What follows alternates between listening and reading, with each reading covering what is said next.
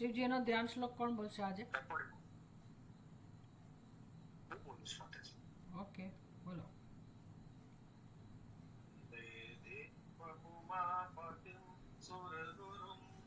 वन्दे जगत्कारणं वन्दे पन्नगभूषणं मृगणं वन्दे पशूनां वन्दे सूर्यशशाङ्कवह्निनयनं वन्दे मुकुन्दप्रियं वन्दे भक्तजनाश्रयं प्रवरणं वन्दे शिवं शंकरम.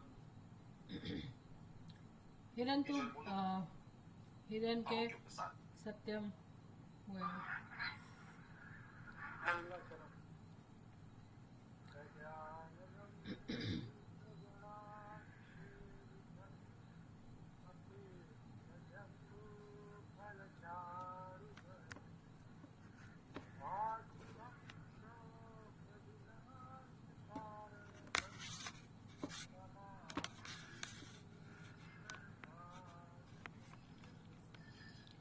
સમહાવ તારા મોબાઈલમાં કોઈ પ્રોબ્લેમ છે કે કનેક્ટિવિટીમાં કંઈ પ્રોબ્લેમ? બહુ ધીમું તારું, એકદમ લો બેન્ડ. સારું, સત્યમભાઈ શિવ મહિનાનો પહેલો શ્લોક બોલશો?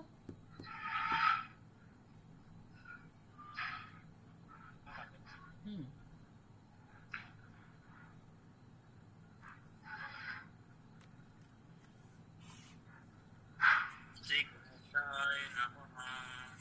પુષ્પરં વાચ મહિમ્ના પારં તે પરમ વિદુષો યદ્ય સદસી બ્રહ્માદીનાપી તદવસ્નાસ્તવૈર્ગિર તથા વાચ્ય સર્વ સ્વમતિ પરિણામ વધિગુણન અમાર દેશ સ્તોત્રે કર નિરવપ પાદ પરિકર. સ્મિતાબેન 2 નંબરનો શ્લોક બોલશો?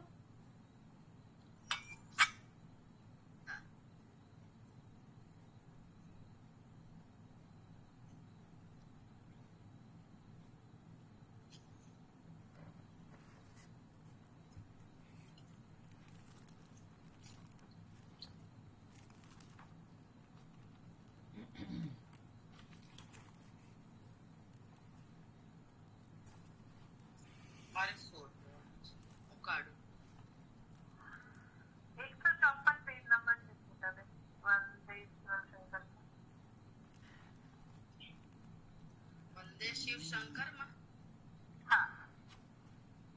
154.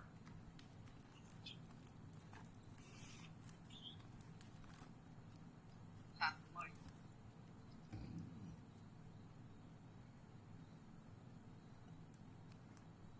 2 નંબરનો શ્લોક. અતીત હા.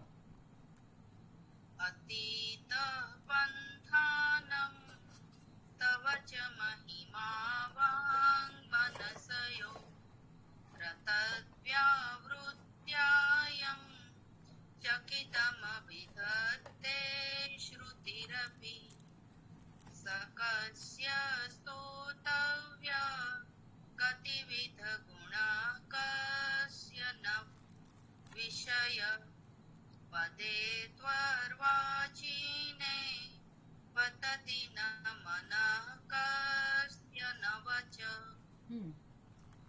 હવે કોને બોલવાની ઈચ્છા છે? હવે સ્ક્રીન ઉપર આટલું બધું કેમ આવે છે? આ એક આપણે રિમૂવ કરી શકીએ? હા, ઓકે. હા, વિનિધિ બોલતું.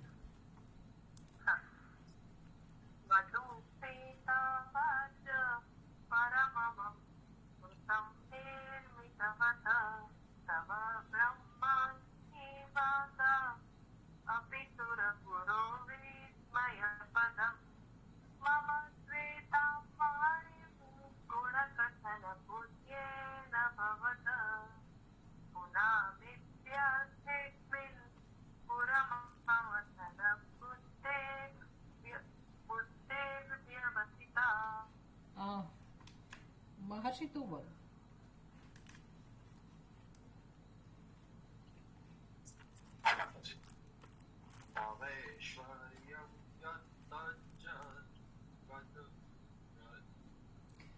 કોઈ ઉતાવળ કર્યા વગર એક એક અક્ષર શાંતિથી ઉચ્ચારણ કરવાનું.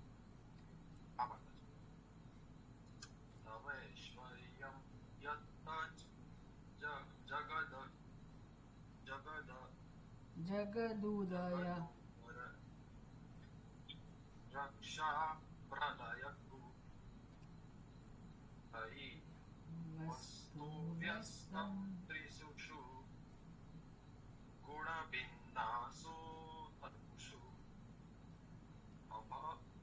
અભવ્યાનામ સ્મિન વરદ રમણીયા મરમણી વિહત્તુ વ્યાક્તોષિમ વિધત ઇહૈકે જડદિયા. હિરેનભાઈ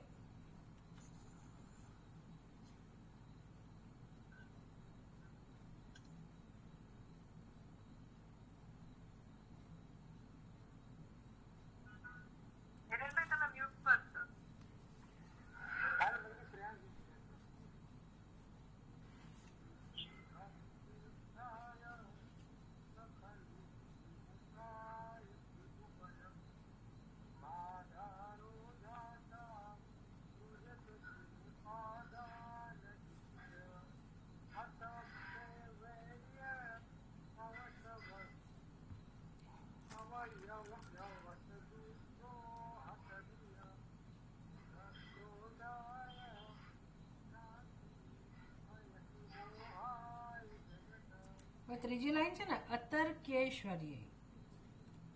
અતર, હા, એમાં ઝીણા અક્ષર હોય ને તમને રેફ ને એવું ના વંચાય, પણ અતર્કેશ્વર્ય, અતર્કેશ્વર્ય તૈયનસર દોસ્તો. બહુ શાંતિથી એક એક અક્ષરને આપણે વાંચવાનો છે, તો આપણી જીભ ટેવાશે. સત્યમભાઈ નથી? હા છે.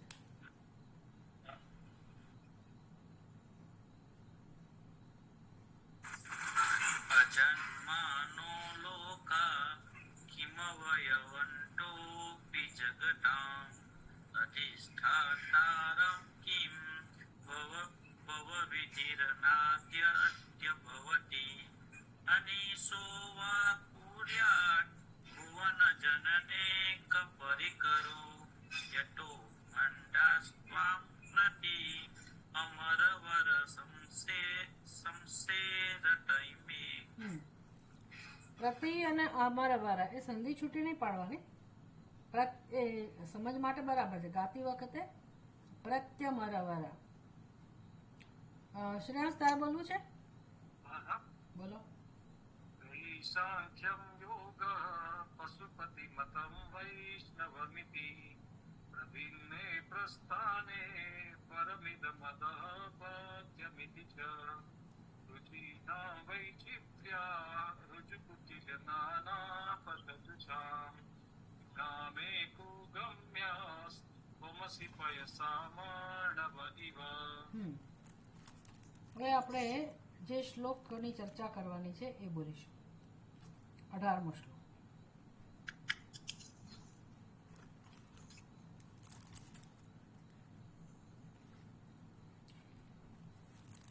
રતક્ષોણીયંતા શતધૃતિરગેન્દ્રો ધનુરથો રથાંગે ચંદ્રાર્કૌ.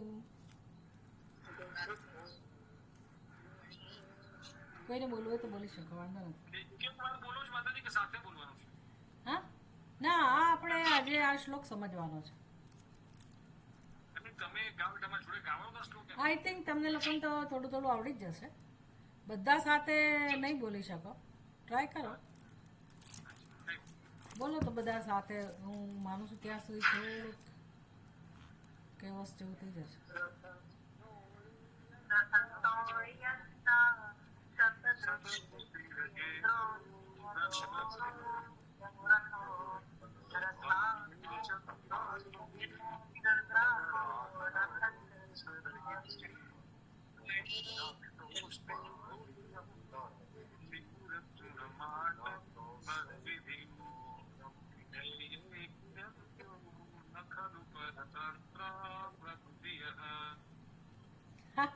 એવું એવું કરાય કે બધા પોતાનું માઇક્રોફોન બંધ કરીને બોલે છે એક સાથે.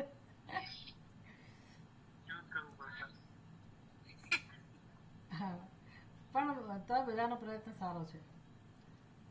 રથઃ ક્ષોણી યંતા શતધૃતિ અગેન્દ્રો ધનુરથઃ રથાંગે ચંદ્રાર્કો રથચરણ પાણી શરઃ ઇતિ વિદક્ષો હોતે કહ અયમ ત્રિપુર તૃણમ આડંબર વિધિ વિધેયૈ ક્રીડંત્યઃ ન ખલુ પરતંત્રા પ્રબુદ્ધ્યઃ.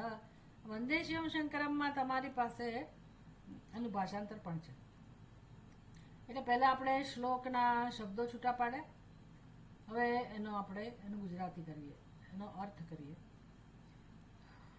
શું કહે છે આ શ્લોકની અંદર? તો એનું સીધું સીધું જો પહેલું ગુજરાતી સમજીએ તો રથઃ ક્ષોણી. ક્ષોણી એટલે પૃથ્વી, રથ એટલે રથ, રથ ક્ષોણી. પછી સારથી યંતા એટલે કે સારથી એ કોણ છે? તો કે શતધૃતિ બ્રહ્માજી. શતધૃતિ એટલે બ્રહ્માજી. પહેલા આપણે આ વર્ણન સમજી લઈએ કે આ શાનું વર્ણન છે. કોઈ રથનું વર્ણન છે. રથ બનાવેલો છે અને રથ કોણ છે? રથનું સ્વરૂપ કોને આપ્યું છે? કોણ રથ બની ગયો? તો પૃથ્વી માતા. પૃથ્વી રથ બની ગયા. એ બનાવવામાં આવ્યા કે બનાવ્યા. રથ ક્ષોણી, પૃથ્વીને રથ બનાવી. પછી રથને ચલાવનાર સારથી કોણ છે? તો કે બ્રહ્માજી. અને અગેન્દ્ર ધનુરથ. ધનુરથ એટલે ધનુષ્ય બાણ જેને ચડાવેલું હોય એ.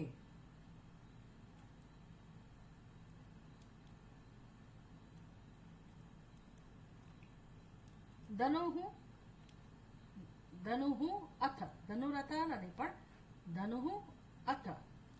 આમ સોરી, ધનુરથ શબ્દ નથી. ભલે લખ્યું છે ધનુરથ, પણ એની સંધિ એવી રીતે છૂટી પડે.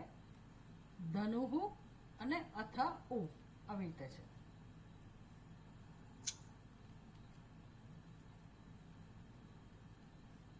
અથઃ, અથો એની સંધિ થઈને અથો બને. અથો એટલે અને ધનુહુ એટલે ધનુષ્ય. ધનુષ્ય કોણ બની ગયું? તો કે અગેન્દ્ર.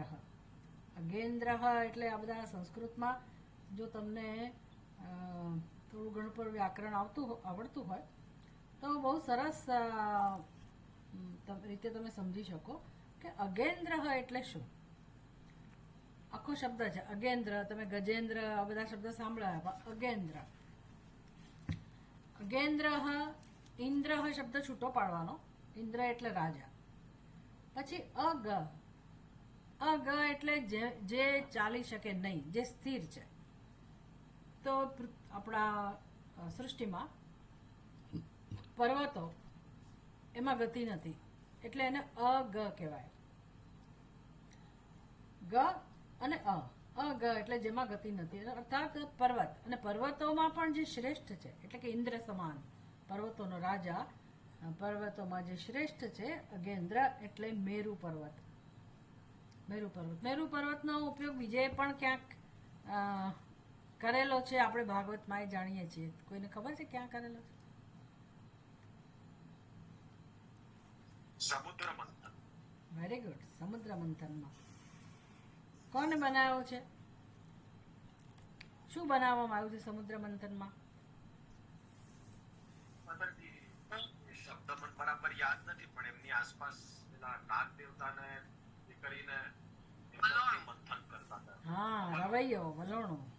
એ સમુદ્ર મંથન કરતી વખતે જેમ આપણે પહેલાના જમાનામાં ગાય તો શું પણ દૂધ હોય એનું દહીં બનાવીને પછી એનું વલોણું કરે. એટલે પેલી તમે ગોવાળણોને જોઈ હોય કે કોઈના ઘરમાં એ પ્રક્રિયા થતી જોઈ હોય, એ લોકો વલોવે દહીંને, એને મંથન કહેવાય. અને મંથન કરવા માટે અરણી જોઈએ એટલે કે વલોણું જોઈએ. પણ વલણો તમે ક્યારે ફેરવી શકો તો એની નીચે કોઈ સ્થિર વસ્તુ હોવી જોઈએ અને પછી એના પર એ વલોયું ફરે અને મંથન થાય. તો સમુદ્રની અંદર એના જળનું મંથન કરવા માટે વાસુકી નાગને દોરડું બનાવ્યું વલોણું કરવા માટે. પણ એ આધાર કોનો? દોરડાને શેની સાથે બાંધીને ફેરવવાનો? એટલે એ જે અરણી સમાન છે એ પર્વત છે, પર્વતને લઈ આવ્યા. એ આ જ પર્વત, મેરુ પર્વત. તો ત્યાં એનો ઉપયોગ થયેલો છે. અહીંયા પણ એનો ઉપયોગ થયો છે અને એને ધનુષ્ય બનાવવામાં આવ્યું છે. અગેન્દ્ર એટલે મેરુ પર્વત, એને ધનુષ્ય બનાવવામાં આવ્યું છે. પછી રથાંગે એટલે રથના પૈડા, અંગે એટલે દ્વિતીય વચન છે, બે પૈડા, રથને બે પૈડા હોય તો રથને ચલાવવા માટે જે બે પૈડા છે એ કોણ બની ગયું? ચંદ્ર અર્કૌ. આ પણ દ્વિવચન છે, ચંદ્ર અર્ક. ચંદ્ર એટલે ચંદ્રમા અને અર્ક એટલે સૂર્ય. તો ચંદ્રાર્કૌ, રથાંગે ચંદ્રાર્કૌ. પછી રથ ચરણ પાણી, શરહ. શર એટલે બાણ. બાણ કોને બનાવવામાં આવ્યું? ધનુષ્ય તો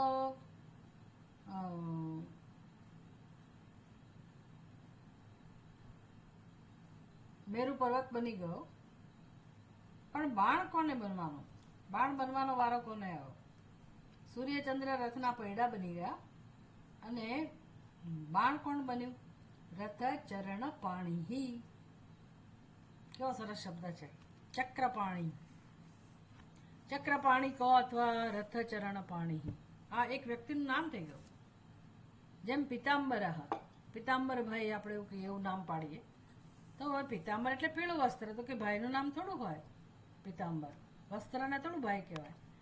એટલે સંસ્કૃતમાં પછી એવું છે કે પીતમ અંબરમ યસ્ય સહ, જેનું પીળું વસ્ત્ર છે, જેણે પીળું વસ્ત્ર પહેરેલું છે એ. પછી એ કોઈ ભાઈ હોય કે કૃષ્ણ ભગવાન હોય, જે પણ હોય, એનું નામ જ પિતાંબર પડી જાય અને એને વિસર્ગ લાગે, પિતાંબર આવું એ નામ બની જાય. એવી રીતે અહીંયા ચક્રપાણી એવું નામ બની ગયું વ્યક્તિનું. પાણી એટલે હાથ, પાણી એટલે હાથ, અને ચક્રમ યસ્ય પાણો, તો જેના હાથમાં ચક્ર છે તે. તો ભગવાન શ્રી કૃષ્ણ થયા. અહીંયા કોની વાત છે? કોણ હાથમાં છે? આખો શબ્દ કયો છે? રથ ચરણ પાણી. પાણી, રથ ચરણ પાણી આખું નામ બની ગયું. કોનું નામ છે? તો કે વિષ્ણુ ભગવાન. એ જ કૃષ્ણ ભગવાન, પણ એ મૂળ તો એમનું સ્વરૂપ એટલે વિષ્ણુ ભગવાન. ચક્રધારી એટલે રથ ચરણ, રથનું પૈડું જેના હાથમાં છે તે. ચરણ એટલે વળી પાછું ચક્ર કહો કે પૈડું કહો, પણ રથ ચરણ, રથનું પૈડું જેના હાથમાં છે તે. આ પ્રસંગ તમને કોઈને આવે? તમારામાંથી કોઈને ખબર છે કે ભગવાને રથના પૈડાને ક્યારે હાથમાં ધારણ કર્યું? જરાસંઘને માર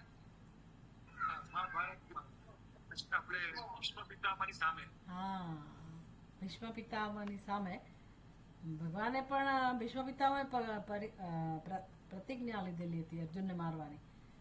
અને ભીષ્મ પિતામહ જે રીતે ધસી આવતા હતા સામે, તો એને મારવા માટે ભગવાન શ્રી કૃષ્ણએ પોતાની પ્રતિજ્ઞા તોડી અને ભીષ્મ પિતામહે નક્કી કરેલું કે હું ભગવાનની પ્રતિજ્ઞાનો ભંગ કરાવીને જ રહીશ. એટલે ભીષ્મ પિતામહની પણ પ્રતિજ્ઞા હોય અને ભીષ્મ પિતામહની પ્રતિજ્ઞા કોઈ તોડાવી ના શકે. શ્રી કૃષ્ણ ભગવાનની પ્રતિજ્ઞા હતી કે હું શસ્ત્ર હાથમાં નહીં લઉં યુદ્ધમાં, અને એ પ્રતિજ્ઞા તોડાવી કૃષ્ણ ભગવાને, ભીષ્મ પિતામહે. ભીષ્મ પિતામહે જ્યારે અર્જુનને મારવાનો નિશ્ચય કર્યો ત્યારે ભગવાન શ્રી કૃષ્ણે રથનું પૈડું જ કાઢી નાખ્યું અને એ જ હાથમાં લીધું અને જે રીતે ગોળ ગોળ ફેરવતા ફેરવતા ભીષ્મ પિતામહની સામે ધસી ગયા બહુ સુંદર વર્ણન છે ભીષ્મ સ્તુતિની અંદર. ભાગવતની અંદર ભીષ્મ પિતામહે ભગવાન શ્રી કૃષ્ણની સ્તુતિ કરેલી છે અને એમાં એટલી સુંદર રીતે ભીષ્મ પિતામહ ભગવાનના સ્વરૂપની વર્ણન કરે છે, સ્તુતિ કરે છે ભગવાનની, કે ભગવાન મને આવું તમારું દ્રશ્ય જોઈને મારા રોમ રોમ ખડા થઈ ગયા એમ. એટલે હું એટલો બધો ભક્તિ ભાવથી વિભોર થઈ ગયો કે તમે કેવા સુંદર દેખાતા હતા ભગવાન. હવામાં તમારું વસ્ત્ર ઉડી રહ્યું છે, તમારા વાળ ખુલ્લા છે અને તમે જે રીતે મારી તરફ ધસી આવતા હતા વિકરાળ રૂપે, હાથમાં રથનું પૈડું લઈને. આવું વર્ણન ભીષ્મ પિતામહ એમની સ્તુતિમાં ભગવાન શ્રી કૃષ્ણની સ્તુતિમાં કરે છે. એટલે એના પરથી ભગવાનનું નામ છે ચક્રપાણી અથવા રથચરણ પાણી. એક આખો શબ્દ છે અને એ ભગવાન વિષ્ણુનું નામ છે. તો ભગવાન વિષ્ણુ શું બની ગયા? શરહ. શર એટલે બાણ. એ બાણ બની ગયા. બસ આ બે પંક્તિમાં આખું વર્ણન થયું રથનું.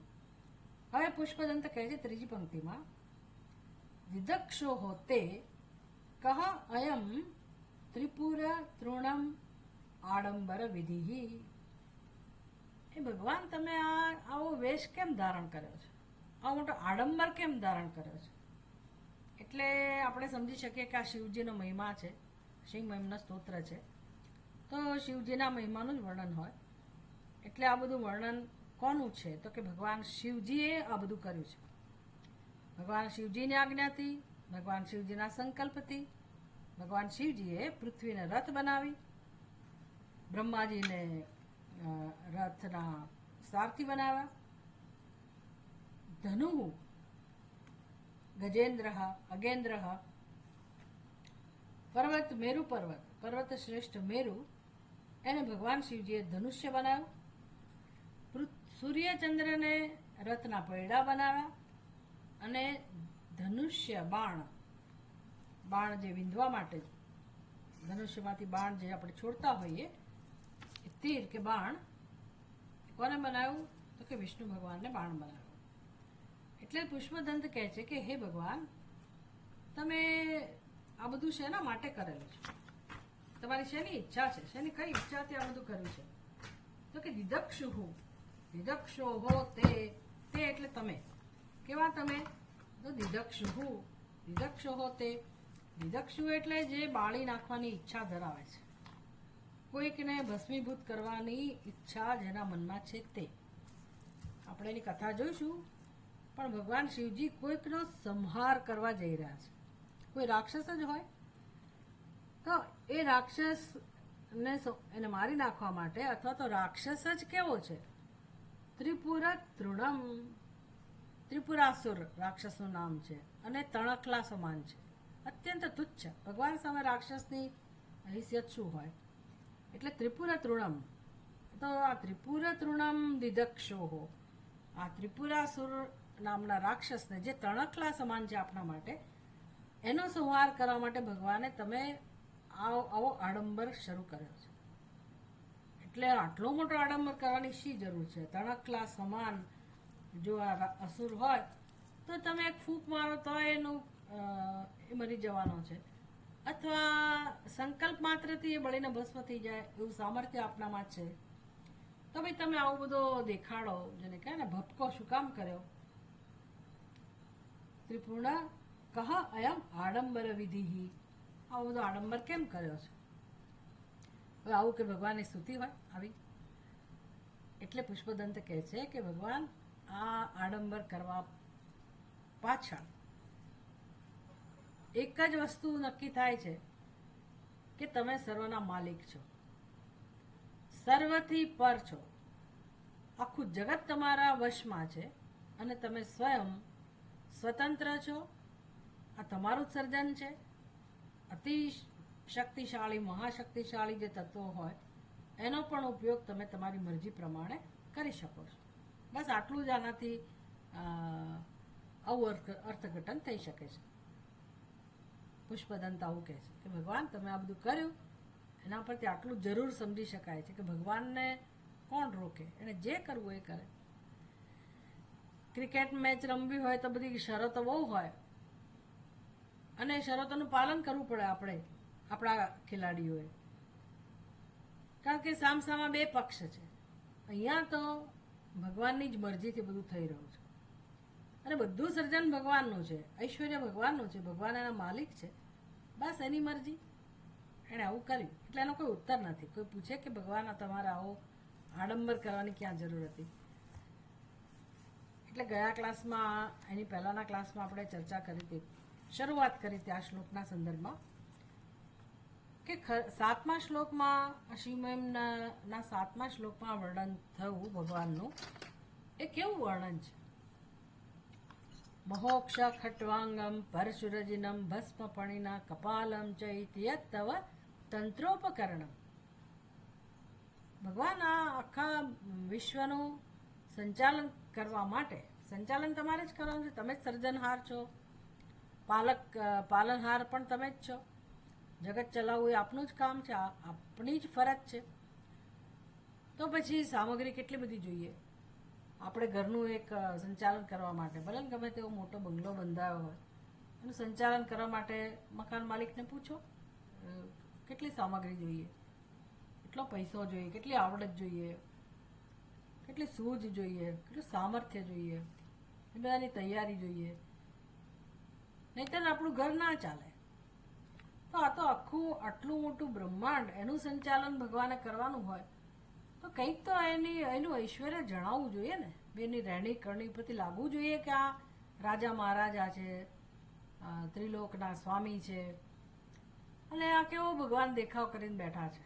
મહોક્ષાહ તંત્ર ઉપકરણમ. સામગ્રી કેટલી છે? તો ગરડો બળદ છે, ખટ્વાંગમ ખાટલાનો પાયો છે, હાથમાં પરશુ છે, અજીનમ આ વસ્ત્ર પહેર્યું છે તો પણ પેલા વાઘનું ચામડું, કોઈ પણ પશુનું ચામડું, મૃગાંબર, અને બસ ગળામાં સાપ છે, હાથમાં ખોપરી છે. આટલી વસ્તુઓ છે. સ્મશાનમાં રહેનારા છો તો આવો દેખાવ, આટલો દરિદ્ર દેખાવ આપનો કેમ છે? આ પણ ભગવાનની સ્તુતિ હતી કે ભાઈ એવું ના માની લેતા કે એના દેખાવ પરથી તમે એવું સમજી બેસો કે ભગવાન શિવજી સાવ દરિદ્ર છે, તુચ્છ છે, રસ વગરના છે, રસહીન છે, નિરસ છે, શુષ્ક છે. આવું કશું નથી. પછીની પંક્તિમાં તરત પુષ્પદંત કહે છે કે ભાઈ કુબેરને સંપત્તિ આપનાર તો ભગવાન આપ જ છો પાછા. મોક્ષ કટ્વાંગમ પરશુરજિનમ ભસ્મપણિના કપાલમ ચેતિયત તવ તંત્રોપકરણમ સુરાસ્તામ તામ વૃદ્ધિમ દદતી ભવદ્ભ્રુ પ્રણિહિતા. એટલે માત્ર તમારો આંખનો ઈશારો, જેને કહે ને કટાક્ષ, એક ભગવાન ત્રાસી આંખે જોવે રિદ્ધિ સિદ્ધિની સામે અને રિદ્ધિ સિદ્ધિ સમજી જાય કે મારે ક્યાં જવાનું છે. ભગવાને કહેવું ના પડે કે તમે આમને પૈસા આપો કે આમને સમૃદ્ધિ આપો. ઈશારા માત્રથી કુબેર કે બધા દેવતાઓને ધન પ્રાપ્ત થાય, ઐશ્વર્ય પ્રાપ્ત થાય, તમારી પાસેથી તો પ્રાપ્ત થાય છે. એટલે ખરેખર તો તમે સર્વ સંપત્તિના માલિક છો, પણ આવું તમારું રહેવાનું, લાઈફસ્ટાઈલ તમારી આ પ્રકારની, જીવન જીવવાની રીત આ પ્રકારની શું કામ? તો એ દ્વારા ભગવાન શિવજી શીખવાડતા હોય છે કે ભાઈ સંતોષ અને સાદગી એમાં જ શાંતિ છે. એટલે કે વૈરાગ્ય. અને ગમે તેટલી સમૃદ્ધિ હોય, એ ભૌતિક સમૃદ્ધિ નાશવંત છે. નાશવંત એટલે ખબર છે, પૃથ્વીમાં સંપત્તિ તો રહે જ, આપણી પાસે જ જતી રહે. કાં આપણે જતા રહીએ, કાં એ સંપત્તિ બીજા લઈ જાય, કે જે પણ થવું હોય. ચેક સુધી રહે, ના મારી પાસે તો બધું ચેક સુધી હતું, પણ હું તો જતી રહું ને, મને કોણ રોકી શકે? એટલે સંપત્તિને જો આપણે આપણો આધાર સમજતા હોઈએ અને એના માટે બહુ ચિંતિત હોઈએ, મેળવવા માટે, સાચવવા માટે, અને પોઝેસિવ બની ગયા હોઈએ અને એમાંથી આપણે અભિમાન લેતા હોઈએ, સુખી થવાનો પ્રયાસ કરતા હોઈએ, સંતોષી પોતાને માનતા હોઈએ કે ભાઈ સંતોષી તો કોઈ માનતું નથી, હજી વધારે મળે તો હજી વધારે મળે તો, એવું જ અંદર હોય. પણ એ સંપત્તિ મારી છે એટલે હું કંઈક છું એવી આપણી સમજ હોય, બધાની સમજ આ પ્રકારની હોય. તો ભગવાન કહે છે કે એ સમજને કારણે જ માણસના જીવનમાં દુઃખ છે. એટલે વૈરાગ્ય કસ્ય સુખમ ન કરોતિ વિરાગઃ. ભજ ગોવિંદમમાં આપણે જોયું કે શંકરાચાર્યજી બહુ સુંદર કહે છે કે વૈરાગ્ય કોને સુખ નથી આપતો. જેવું તમે તમારા મનમાંથી કશું કાઢી નાખો, ભલે તમારા ઘરમાં બધો વૈભવ હોય, બધું હોય, પણ તમારા મનમાં ક્યાંય આસક્તિ ના હોય, માલિકીનો ભાવ ના હોય, અને ઈશ્વરનું છે, ઈશ્વરનું જ હતું, ઈશ્વરનું જ છે અને ઈશ્વરનું જ રહેવાનું છે. આપણે માત્ર થોડાક સમય માટે આવ્યા છીએ, 80 વર્ષ 90 વર્ષ, કેટલું જીવવાના હોય, તો એટલા સમય માટે આપણને મળ્યું છે, તો ક્યાંથી બધું આપણું થઈ જાય. આવી સમજ હોય તો આપોઆપ વૈરાગ્ય જન્મે. એ વૈરાગ્ય હોય તો જીવનમાં પરમ શાંતિ હોય, કોઈ ચિંતા ના હોય. એટલે ભગવાન શિવજી જ્ઞાનના દેવતા છે, એટલે વૈરાગ્ય હોવાનો જ, એટલે વૈરાગ્યના પ્રતીક સમાન છે ભગવાન. એ પ્રકારની એની સ્તુતિ હતી. જ્યારે આ શ્લોકમાં એવી સ્તુતિ છે કે આખું બ્રહ્માંડ ભગવાનનું છે, અને સમસ્ત બ્રહ્માંડમાં જે કંઈ છે એ એનું જ હોવાથી એને ઈચ્છા થાય ત્યારે એનો ઉપયોગ ભગવાન કરે છે. એટલે કે જે વિધેય ક્રીડંત્ય, વિધેય એટલે શું? પોતાનું બનાવેલું, પોતે જેના માલિક છે તેવા. અને ક્રીડંત્ય એટલે રમત રમી રહેલા. એટલે ભગવાન આ એક લીલા કરી રહ્યા છે, ક્રીડા છે ભગવાનની, ભગવાનની આ લીલા છે. એટલે આવું કોણ કરી શકે? આપણે ના કરી શકીએ. આપણે દેખાવ ઈચ્છતા હોય, ઘણી વાર ભક્કો કરીએ આપણે ઘરમાં, કે લગ્ન પ્રસંગ હોય કે જન્મદિવસની પાર્ટી હોય, કશું હોય, તો આપણે આમ બધું ઘરને સરસ દેખાડીએ, શણગાર કરીએ, બધું ચારે બાજુ નવી નવી વસ્તુઓ, આપણે પોતે તૈયાર થઈએ. એ કામ આપણો જેને કે રોલો પડે એવું માણસ કરતો હોય. પણ કેટલી વસ્તુઓનો તમે ઉપયોગ કરી શકો જેના આપણે માલિક હોઈએ એટલો. ભગવાન કેવા છે? તો કે સ્વતંત્ર ખલુ પરતંત્ર પ્રબુધિય વિધેય ક્રીડંત્ય ન ખલુ પરતંત્ર પ્રબુધિય. તો ભગવાન ક્યારેય પરતંત્ર નથી.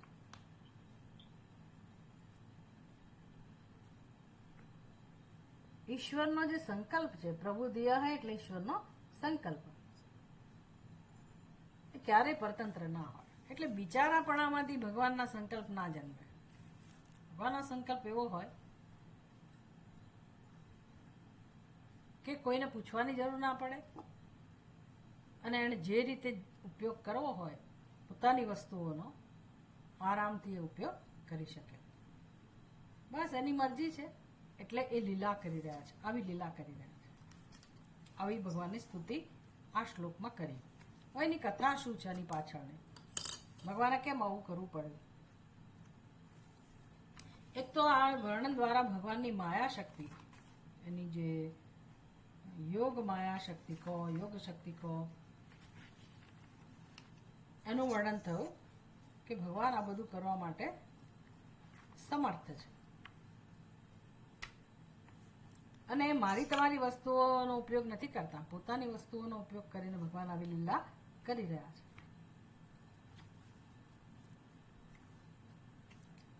શું કામ ભગવાને આ વસ્તુ કરવી પડી?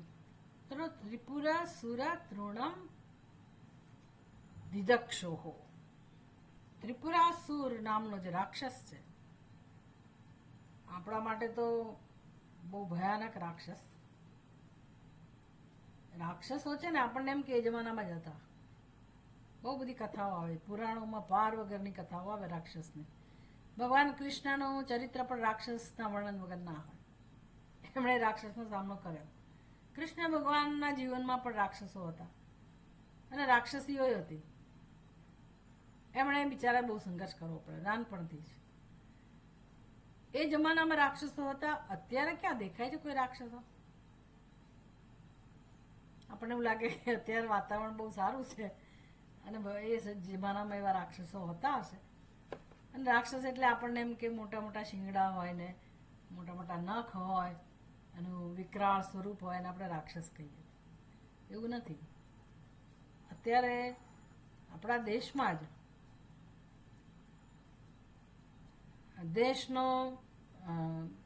દેશનું વિઘટન કરવા માટે, દેશને વિભક્ત કરવા માટે, દેશને સ્થિર નહીં થવા દેવા માટે અને પોતાની જે કંઈ વિકૃતિઓ હોય એના સંતોષ માટે માણસો, જે પ્રકારના માણસો છે આપણે ત્યાં અને દુનિયામાં, એ બધા રાક્ષસો કહેવાય. એટલે પેલા કોરોના શરૂ થયો એટલે વાત આવી હતી ને કે બે અહીંથી ઉત્પન્ન થયો, આણે આમ કર્યું, એની પાછળ આ વિચારધારા, આ સંકલ્પ, એટલે શું સ્વરૂપ હતું એ સમજાયું જ નથી હજી કોઈને કે આ કોરોના શું વસ્તુ હતી. પણ કંઈક ખેલ ખેલાઈ ગયો એટલું ખરું. એટલે જો ખરેખર ક્યાંકથી આ શરૂઆત થઈ હોય, માની લો, તો એવું કરનારા રાક્ષસો. એવો રોગ ના ફેલાવતા હોય પણ કુદરતમાં પોતાની મનુષ્યની શક્તિ, તાકાતનો ઉપયોગ કરતા હોય એ પણ રાક્ષસ.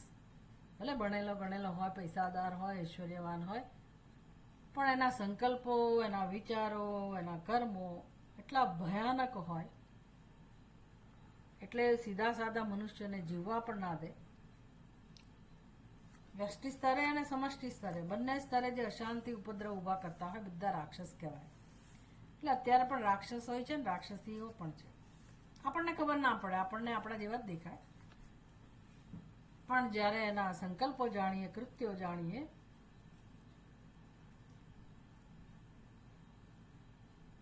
હમણાંની છેલ્લી ઘટના બની, બધાને ખબર હશે, કલકત્તાની, તો એવું કાર્ય કરનારને શું કહેશું? રાક્ષસ જ કહેવાય ને.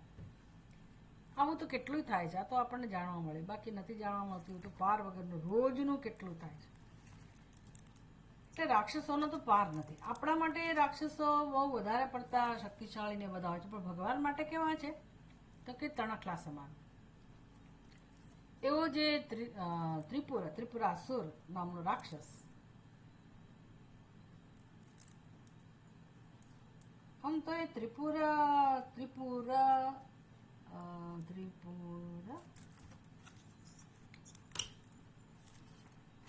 શબ્દ વાપર્યો છે? ત્રિપુરા તૃણમ. ત્રિપુરા તૃણ એટલે ત્રિપુરાસુર નથી, ત્રિપુરાસુર ખરો, પણ ત્રિપુરા 3 નગરીની અંદર વસતા રાક્ષસો, 3 રાક્ષસો છે. એ તારકાસુર નામનો જે એક રાક્ષસ હતો ને, એના 3 પુત્રો પુરાણની અંદર આ બધી કથા છે. એક એનો પુત્ર એટલે તારકાક્ષ, બીજો વિદ્યુન્માલી અને ત્રીજો કમલલોચના. આ 3 રાક્ષસો. કોના પુત્ર? તારકાસુરના. તારકાક્ષ, વિદ્યુન્માલી અને કમલલોચન, 3 રાક્ષસો. 3એ એટલી બધી તપશ્ચર્યા કરી. એટલે જુઓ, તપશ્ચર્યા પણ કરતા હોય રાક્ષસ. એનો અર્થ એવો હતો, રાવણ પણ કેટલો તપસ્વી હતો, તપશ્ચર્યા કરનારો હતો, વિદ્વાન પણ હતો. એ લોકોએ બ્રહ્માજીને પસંદ કર્યા અને પછી રાક્ષસોની એક જ ઈચ્છા હોય, અમને કંઈ ના થાય, અમે ઘણું જીવીએ, નિરોગી જીવન જીવીએ, સ્વસ્થ જીવન જીવીએ, શક્તિશાળી બનીએ, અમને કોઈ મારી ના શકે અને અમર થઈ જઈએ. બ્રહ્માજી કે એવું વરદાન હું ના આપી શકું, કોઈને અમરતાનું વરદાન ના મળે. આપણે સમજવાનું છે, આપણી ઈચ્છા ઘણી હોય કે આપણે ઘણું જીવીએ, પણ કેટલું 100 વર્ષ, 125 વર્ષ, 135 વર્ષ, પછી કેટલું? એટલે આ શરીર, પ્રકૃતિ જે છે એના નિયમ પ્રમાણે એ જેટલું ખેંચી શકે એટલું ખેંચી શકાય, બસ. એટલે બધાને અમર બનવું હોય તો પોતાના શરીર સાથે અમર બનવું હોય છે, જે શક્ય નથી. એટલે રાક્ષસોની ઈચ્છા આવી હતી કે ના, ભગવાન બધું કરી શકે અને અમે ઘણું જીવીએ, અમર બની જઈએ. બ્રહ્માજી કે અમરતા ના આપી શકાય, એવું વરદાન ના મળે, શક્ય જ નથી. એ કુદરતના નિયમથી વિરુદ્ધ છે. પ્રકૃતિનો ધર્મ છે, શરીરનો ધર્મ છે કે ક્ષણે ક્ષણે એનો રાસ થાય, ક્ષય થાય. એટલે બ્રહ્માજીએ શું કર્યું, આ રાક્ષસોએ શું કર્યું, બ્રહ્માજીને પ્રાર્થના કરી કે ભાઈ અમે 3 નગરો માયાની મદદથી, બ્રહ્માજીએ પછી એમને સુઝાવ આપ્યો હશે, સજેશન આપ્યું હશે કે એક કામ કરો કે હું તમને ત્રણેયને એક નગર આપું, એકને એક સોનાનું નગર ને એકને ચાંદીનું ને એકને સામાન્ય લોખંડનું કહો, એવા 3 ધાતુના 3 નગર બનાવી આપ્યા. અને બધી જ સગવડતા અંદર, બાગ બગીચા, મોટા મોટા રસ્તાઓ, રથ હોય, વાહનો હોય, એ લોકો ફ્રીલી કોઈ રોકટોક વગર એ 3 નગરમાં આરામથી ફરી શકે અને બહુ પ્રેમથી રહે એ લોકો. આવું ભગવાને એમને વરદાન આપ્યું અને કહું કે ભાઈ દેવતાઓના આ નગરી આપી 3 રાક્ષસોને, પછી કહું કે ભાઈ દેવતાઓના જે 1000 વર્ષ પૂરા થાય એ આપણે જાણતા નથી. આપણો એક દિવસ એટલે બ્રહ્માજીનો તો કંઈક, આપણો એક દિવસ બરાબર ના, આપણા હજાર વર્ષ બરાબર બ્રહ્માજીનો એક દિવસ, એવું કેલ્ક્યુલેશન મૂકો તમે. આપણા 1000 વર્ષ બરાબર બ્રહ્માજીનો એક દિવસ. એવા બ્રહ્માજીના કે દેવતાઓના 1000 વર્ષ જ્યારે થાય ત્યારે એક જ સમયે, એ સમયે અડધા ક્ષણ માટે, 1000 વર્ષમાં એક વાર આ 3 નગરો, એ નગર એટલે જેને કહે ને ફ્લોટિંગ ટાઉન, અને હવામાં, અંતરિક્ષમાં, એટલે આપણે જે ઉપગ્રહ છોડીએ છીએ ને એના જેવું હશે ને, વિમાન કહો તોય ચાલે. તો કે 3 સેટેલાઇટ અડધી ક્ષણ માટે એક રેખામાં આવે. આ 1000 વર્ષ પછી એક જ વાર આવું બને. ફરતા ફરતા આવી એક રેખામાં આવતા હશે. તો કે જ્યારે આવું થાય એ સમયે એક જ બાણથી જો કોઈ આ 3 વિમાનને એક સાથે વિંધી નાખે તો આ 3 દાનવોનો નાશ થઈ જાય. એટલે રાક્ષસોને શાંતિ થઈ ગઈ કે આવું કોઈ કરી શકે નહીં, આ અશક્ય છે, એટલે ઓલમોસ્ટ અમે અમર જેવા થઈ ગયા. એટલે એ લોકોને મજા આવી, સંતોષ એ થયો અને કેટલાક વર્ષ સુધી એ લોકો બહુ આનંદથી રહ્યા. પણ પછી રાક્ષસ કોને કહેવાય? આપણી અંદર એ રાક્ષસ હોય,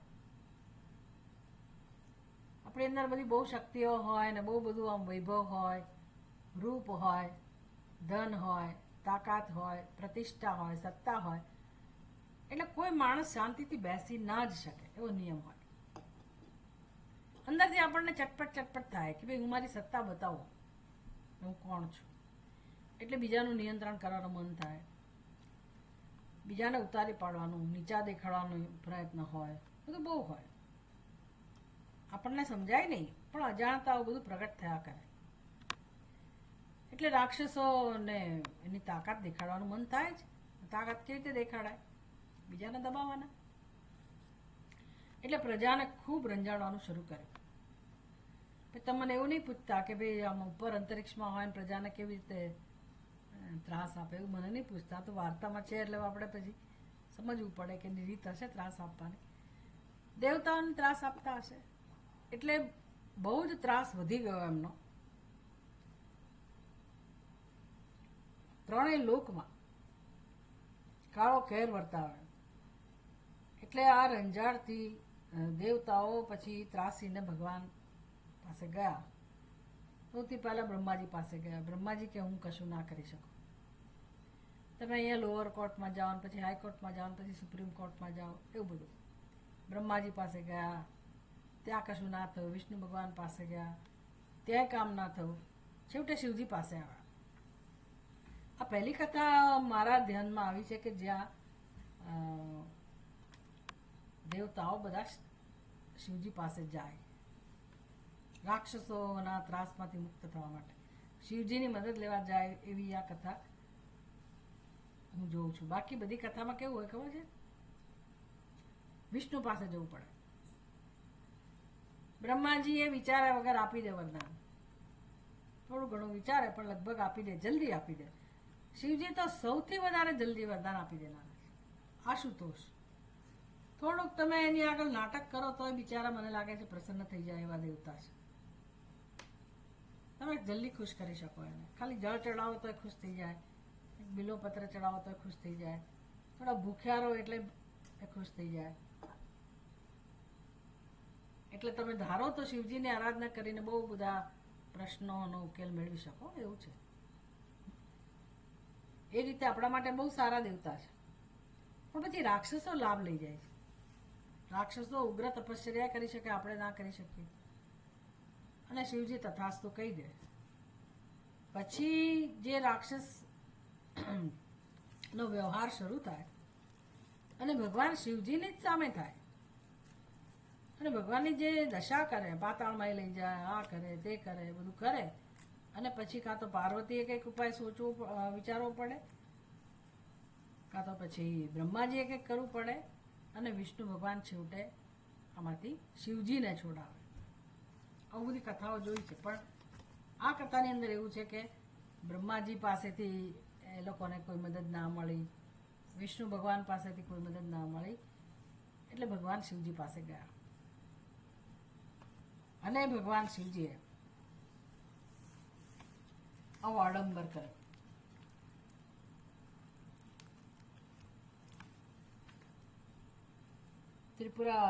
ત્રિપુર 3 રાક્ષસોને મારવા માટે.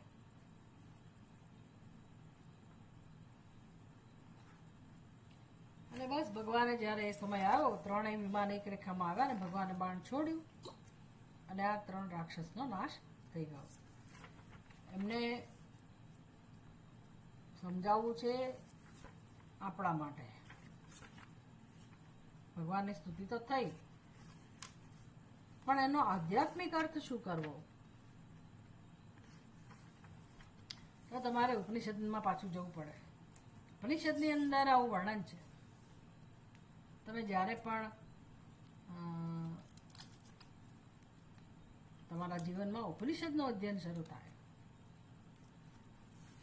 તો ઘણા બધા ઉપનિષદ છે. એમાં મુંડક ઉપનિષદ જે છે એમાં એવું વર્ણન આવે છે, શૌનક નામના શિષ્યને અંગિરસ નામના એમના ગુરુજી બહુ સુંદર રીતે બ્રહ્મવિદ્યાનો ઉપદેશ કરે છે. આમ તો બધા ઉપનિષદમાં બ્રહ્મવિદ્યાનો જ ઉપદેશ હોય, પણ દરેક ઉપનિષદની રીત જુદી જુદી હોય, વસ્તુ સ્થિતિ જુદી હોય, પ્રસંગ જુદો હોય, શિષ્યનો સ્વભાવ, શિષ્યની માનસિકતા જુદું જુદું હોય. કોઈક વખતે શિષ્ય પુત્ર જ શિષ્ય હોય, કોઈક વખત પત્ની શિષ્ય હોય. આ બધું છે આપણી સંસ્કૃતિમાં. યાજ્ઞવલ્ક્યની પત્ની શિષ્ય હતી, એમની મૈત્રેયી. અને શ્વેતકેતુ ઉદ્દાલકનો પુત્ર હતો, તો બહુ સુંદર રીતે પિતાજી પછી ગુરુના રૂપમાં એને ઉપદેશ આપે. એટલે બ્રહ્મ વિદ્યાનો જે ઉપદેશ આપે એ ગુરુ બની જાય, એને ગુરુ કહેવાય. એટલે ઉપનિષદમાં, મુંડક ઉપનિષદમાં શૌનક મુનિને ગુરુજી કહે છે, દરેક ઉપનિષદમાં બ્રહ્મવિદ્યા હોય અને બ્રહ્મવિદ્યા પ્રાપ્ત કરવા માટેનું સાધન પણ કહે. કે બ્રહ્મવિદ્યા એટલે આપણા આત્માનું જ્ઞાન ક્યારે થાય, તો કે આ પ્રકારે તમે તમારી માનસિક સ્થિતિ તૈયાર કરો ત્યારે. એટલે વિશેષ સાધના કરવા માટે મુંડક ઉપનિષદમાં ગુરુજી કહે છે કે હે સૌમ્ય, હું પહેલા સંસ્કૃત વાંચું પછી એનું ગુજરાતી કહીશ. ધનુર્ગૃહિત્વોપનિષદમ મહાસ્ત્રમ શરમ યુપાસનિશિતમ સંધિયત સંદયિત આયમ્ય તદ્ધાવગતેન ચેતસા લક્ષ્યે તદેવાક્ષરમ સૌમ્ય વિદ્ધિ. ઓકે, હે સૌમ્ય, આ ઉપનિષદ મહાન અસ્ત્ર છે. અસ્ત્ર અને શસ્ત્ર બે વસ્તુઓ હોય. શસ્ત્ર એને કહેવાય કે જે હાથમાં રાખીને લડીએ, જેમ કે તલવાર છે કે ચાકુ છે, આ બધી વસ્તુઓ, ગદા, એ બધાને શસ્ત્ર કહેવાય. પણ અસ્ત્ર એટલે શું, તો કે જે ફેંકો તમે, એટલે તીર બાણ છે એને અસ્ત્ર કહેવાય. પછી રિવોલ્વર એ જમાનામાં તો હતી ને, એને શું કહેવું એ ખબર નથી.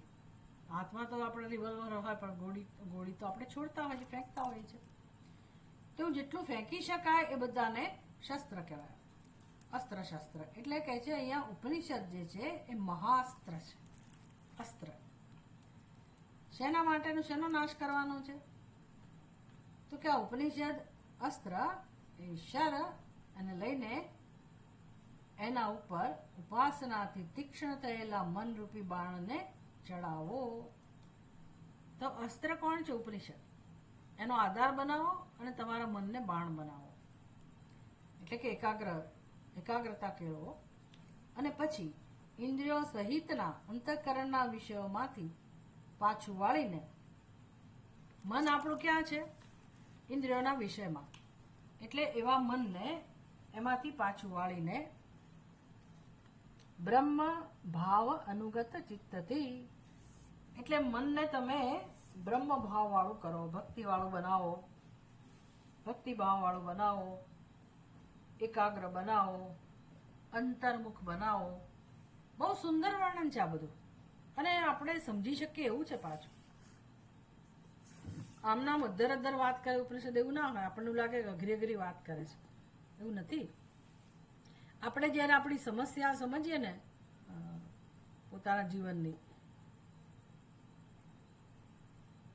તો સમજાશે કે ભાઈ આપણે રોજ શું કરીએ છીએ, આપણી અંદર કઈ પ્રક્રિયા બને છે. આ બધું અંદર થઈ રહ્યું છે એટલે અંતર્મુખ બનવું પડે. આપણે બહાર જોનારા છીએ, બહારની વસ્તુઓનું અનુસંધાન કરનારા છીએ, જગત સાથે વ્યવહાર કરનારા છીએ, મનને આપણે જોતા નથી. એટલે મનથી જે બહાર જે વ્યવહાર થાય છે પહેલા મનથી જ થાય છે, મનમાં જ બધું છે ને એમાંથી જ બહાર થાય જન્મે છે. આજે સવારે અમારે ભાગવતનો અવધૂત ગીતાનો જે સત્સંગ ચાલે છે ને એમાં સરસ ભગવાન સમજાવે છે ઉદ્ધવજીને કે ઉદ્ધવ, બુદ્ધિમાન લોકો ક્યાંથી શરૂઆત કરે આધ્યાત્મિક ઉન્નતિની? તો કે સૌ પ્રથમ એ લોકો પોતે જ પોતાના મનને આ અશુભ વાસનાઓમાંથી મુક્ત કરે છે.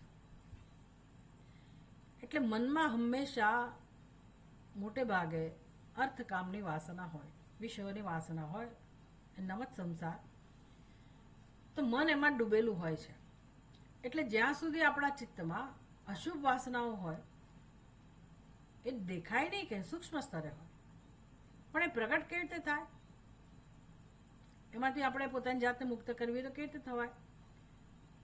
મને ખબર પડે કે મારી અંદર આવી વાસનાઓ છે તો હું એમાંથી મુક્ત થવા પ્રયાસ કરું. પણ ખબર કેમ પડે? તો કે એ વાસનાઓ મસાલો છે. શેનો? સંકલ્પનો અને ઈચ્છાનો. એટલે આપણા મનમાં જે સંકલ્પ ઉઠે, જે ઈચ્છા જન્મે, એનું કારણ આપણા ચિત્તમાં રહેલી વાસનાઓ છે. અને સતત આ કામ ચાલે, સવારથી સાંજ, જન્મથી મૃત્યુ. આ જ કાર્યક્રમ હોય મનુષ્યના જીવનમાં. આ જ વસ્તુ બની રહી છે પણ આપણે જાણતા નથી. એટલે એ સંકલ્પ, એ ઈચ્છાની પૂર્તિ માટે હું કર્મ કરીશ, સંકલ્પ થયો. એટલે એ કર્મ જે હું કરું એના સંસ્કાર જમા થાય, પછી એ કર્મનું ફળ મળે, એ ફળ હું ભોગવું, એટલે એ પણ મારી અંદર સંસ્કાર જમા થાય. આ બધું અંદર બને છે. આપણે ખાલી બહાર આપણું ધ્યાન છે કે ક્યારે હું વસ્તુ મેળવી લઉં, ક્યારે હું કર્મ કરી લઉં, વળી પાછી ઈચ્છા જન્મે એટલે ક્યારે ઈચ્છા પૂરી કરું, કયા કર્મો કરું અને કેટલા કર્મો ફળ ભોગવું, એમ કરતાં કરતાં આપણે ગરડા થઈ જઈએ. આપણને એમ થાય કે આપણે બહુ મેળવ્યું ને સફળ થયા, ના થયું તે થયું, પણ અંદર શું થયું આપણે જાણતા નથી. એટલે અંદર જે મસાલો તૈયાર થાય છે, જે દ્રઢ બને છે વાસનાઓ, એ જ જન્મો સુધી મારી સાથે આવે. એટલે દરેક જન્મમાં એક સંકલ્પ, એક જ પ્રકારના સંકલ્પ ઉઠે, ઈચ્છા ઉઠે, અને એ રિપીટ થાય. કર્મના સંસ્કાર, કર્મ ફળ, એના સંસ્કાર, એના ભોગના સંસ્કાર, એના માટે વળી પાછો જન્મ, એના વળી પાછા કર્મ, વળી પાછું મૃત્યુ. આમ જન્મ મૃત્યુ 84 લાખ યોનિની અંદર જીવાત્મા ફરે છે. પશુઓની સ્થિતિ એવી જ છે, મનુષ્યની સ્થિતિ આવી છે, દેવતાઓની સ્થિતિ પણ આવી છે. પણ પશુઓ કશું ના કરી શકે, દેવતાઓ ના કરી શકે. ભગવાને કોને સ્વતંત્રતા આપી છે? મનુષ્યને. એટલે મારે મારું કલ્યાણ કરવું હોય, મારે બંધનમાંથી મુક્ત થવું હોય, દુઃખમાંથી છૂટવું હોય, તો હું ક્યાં ફેરફાર કરી શકું? વાસનાઓ બદલી ના શકાય. એટલે ગંદા પાણીથી ભરેલી જે પેલી નીક હોય એને તમારે સાફ કરવી હોય તો શું કરવું પડે? સારું ચોખ્ખું જળ લાવો, સતત એનો પ્રવાહ વહેવડાવો, પછી એમ કરતાં કરતાં કરતાં એ ગંદુ જળ એકવાર સંપૂર્ણપણે જતું રહે અને કન્ટિન્યુઅસલી શુદ્ધ જળ જ્યારે આવે ત્યારે પ્રવાહ સ્વચ્છ થાય. એટલે આ એક જ જન્મ એવો છે મનુષ્યનો જન્મ કે જેમાં હું આ કામ કરી શકું. એટલે જે ઈચ્છાઓ જન્મે પૂરી કર્યા જ કરવી એમાં મારું કલ્યાણ ન થાય. એટલે મારે બુદ્ધિનો વિવેક કરવો પડે, બુદ્ધિનો ઉપયોગ કરવો પડે, વિવેક કરતાં શીખવું પડે કે ભાઈ શેમાં મારું હિત છે અને શેમાં નથી.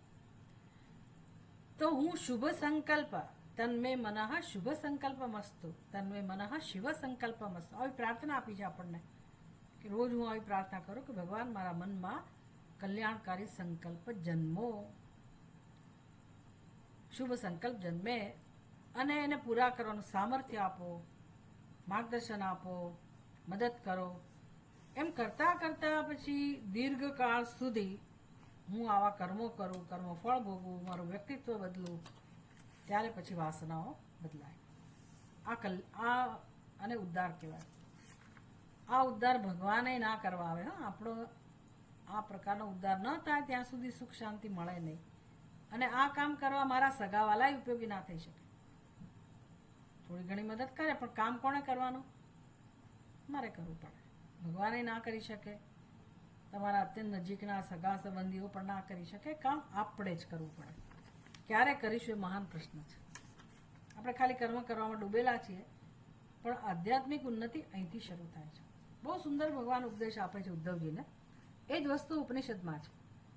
એટલે ત્યાં આવી રીતે કાવ્યાત્મક રૂપમાં કહ્યું છે કે તમે તમારા મનને ઉપનિષદની તરફ લઈ આવો, ઉપનિષદના ઉપદેશનું ચિંતન કરાવતા થાઓ, ભગવાનનું ભજન કરવાવાળા બનો તમે, અને એમ કરતાં કરતાં મન રૂપી બાણને તમે તૈયાર કરો. તો સરસ સાધનનો ઉપદેશ છે. એમ અહીંયા પણ આ ત્રિપુર 3 નગરની વાત કરી. એ 3 નગર એટલે આપણું શરીર, સ્થૂળ શરીર, સૂક્ષ્મ શરીર અને કારણ શરીર, અને એમાં આપણે રહીએ છીએ. તો ક્યારે આપણે બંધનમાંથી મુક્ત થઈએ? પેલા અહંકારનો નાશ થાય ત્યારે. અહંકાર શેમાંથી જન્મેલો? તો કે અજ્ઞાનમાંથી. અજ્ઞાનનો નાશ થાય ત્યારે આપણને મોક્ષ મળે. એ ક્યારે થાય બધું? તો કે જ્યારે આપણી બુદ્ધિ એકાગ્ર બને. એટલે કે આ ત્રણેય શરીર, કારણ શરીર, સૂક્ષ્મ શરીર અને સ્થૂળ શરીર, ત્રણેય એક જ રેખામાં આવે. એટલે આમ તો ખરેખર અત્યારે જે આપણે સત્સંગ કરીએ છીએ ને ત્યારે આ એક રેખામાં હોય ત્રણેય. જો આપણે ઊંઘી ના ગયા હોઈએ, જો આપણે બીજા બધા વિચારોમાં ના હોઈએ, તો તમે અત્યારે આ શરીરથી બેઠેલા છો, મન પણ આમાં હોય, અને ઓફકોર્સ અજ્ઞાન તો છે જ. એટલે અજ્ઞાનનો પરિચય થાય આપણને, અહંકારનો પરિચય થાય, અને પછી આ ઉપદેશ ને આપણે પ્રાપ્ત કરીએ અથવા તો ભગવાનનું ભજન એકાગ્રતાપૂર્વક આપણે ભગવાનનું ભજન કરીએ, તો પછી એ જ ભગવાન શિવ એ આ જે અહંકાર છે, રાક્ષસ છે, એનો સંહાર કરે. એટલે જ્યારે આત્મજ્ઞાન થાય ઉપનિષદના શ્રવણથી, ત્યારે આપણું તાદાત્મ્ય, સૂક્ષ્મ શરીરમાં રહેલું તાદાત્મ્ય અને સ્થૂળ શરીરમાં રહેલું તાદાત્મ્ય, આ બંને દૂર થાય. બંને ક્યારે દૂર થાય? કારણ શરીરમાંથી તાદાત્મ્ય દૂર થાય ત્યારે. કારણ શરીરમાંથી તાદાત્મ્ય દૂર કરવું એટલે શું? અજ્ઞાનને દૂર કરવું. અજ્ઞાન શેનાથી દૂર થાય?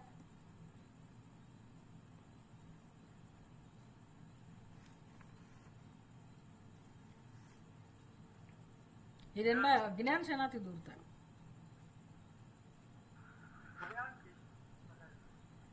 કોના જ્ઞાનથી? શાસ્ત્રનું નહીં. શાસ્ત્ર મને કોનું જ્ઞાન આપે?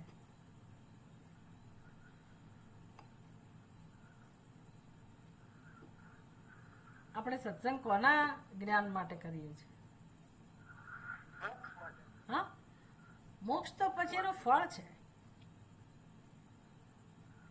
આ જે સત્સંગ છે આપણો, એ આપણને કોનું જ્ઞાન કરાવે છે? આપણા પોતાનું. એટલે અજ્ઞાન કોનું અજ્ઞાન પ્રશ્ન છે, મારું જ અજ્ઞાન એ સમસ્યા છે, જેને કહે આત્માનું અજ્ઞાન. એ અજ્ઞાન દૂર થાય તો કારણ શરીર દૂર થયું, કારણ શરીર દૂર થાય તો સૂક્ષ્મ શરીરનો નાશ થાય, સૂક્ષ્મ શરીરનો નાશ થાય પછી પ્રારબ્ધ ભોગવાય પછી સ્થૂળ શરીરનો નાશ થાય અને આપણને મોક્ષ મળે. એટલે આત્માનું અજ્ઞાન જે છે એ જ આ ત્રણેય ત્રિપુર, ત્રણ શરીર સાથેના તાદાત્મ્યનું કારણ છે અજ્ઞાન. એનો નાશ થાય જ્ઞાનથી, આત્માના જ્ઞાનથી. અને આત્માનું જ્ઞાન ઉપનિષદ દ્વારા, ગીતા દ્વારા, આપણા વેદ દ્વારા પ્રાપ્ત થાય. એ સમજાવવા માટે આ શ્લોકનો આ પ્રકારનો અર્થ પણ કરી શકાય.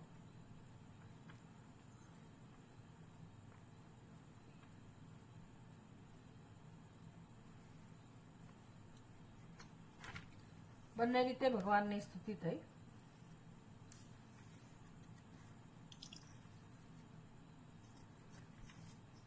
બંને ઉપનિષદમાં, કઠોપનિષદ જ્યારે તમે શીખશો તો એમાં પણ આ વર્ણન છે અને મુંડક ઉપનિષદમાં પણ આ પ્રકારનું વર્ણન છે. અને જ્ઞાન તો કયું પ્રાપ્ત કરવાનું છે? જ્ઞાનનું સ્વરૂપ, આત્માનું જ્ઞાન. એટલે કેવું જ્ઞાન? હું માત્ર આ શરીરમાં જ નથી, આત્મા માત્ર આ શરીરમાં જ નથી.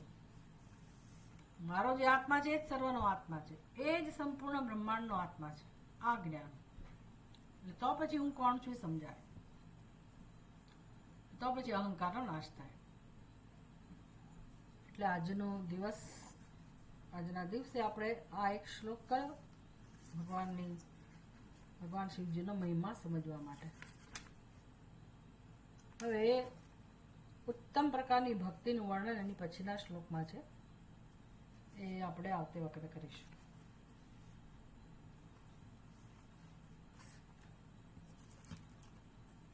સમય થઈ ગયો છે, પણ કોઈને કઈ પૂછવું છે?